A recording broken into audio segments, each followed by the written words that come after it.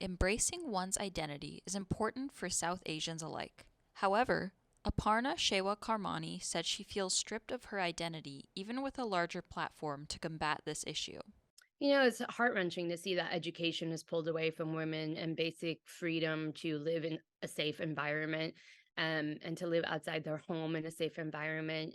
It gives us really, a perspective on where we are. Aparna Shewakramani is a former Netflix star on the show Indian Matchmaker. I spoke to her after her keynote address to George Washington University students during South Asian Heritage Month. Shewakramani said she posts about topics pertaining to mental health and how it intersects with her identity. She said she recently called out an unproductive conversation about therapy that framed it as a shameful practice. Usually I don't comment back, but I felt like this was an important conversation to have, and I wasn't mad that, like, they said it to me. I think we all need therapy, but I think it was indicative of our community and where we stand on therapy as a whole, and it was really disheartening, and it was something I wanted to bring to light through my own perspective.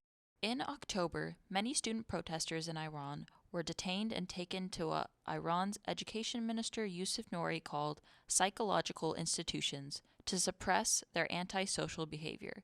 It's been more than 6 months since the death of 22-year-old Masa Amini, who died in police custody and caused an uproar in Iran. Although the GW Celebration Month recognizes the South Asian community in positive ways, Ashna Patel said her mental health has been affected by her position as co-chair of the events for this Heritage Month. Many are still protesting, and Patel has taken this into account with the events she has planned. It causes a lot of stress because these are issues that not only we have to face, but future generations are going to have to face.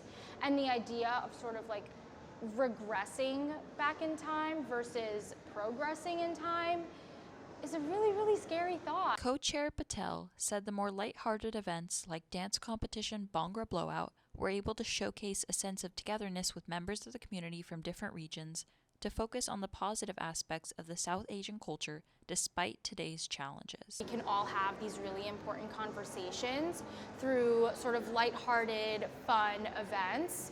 Has just been so special, and I feel so honored to be a part of it. I'm here at the Listener Auditorium, where students are competing at the annual Bhangra Blowout for the South Asian Celebration Heritage Month. Students are performing folk music from the Punjab region of Southeast Asia, and they're here to express themselves and celebrate their heritage. This is Shay Carlberg from DC, George Washington University.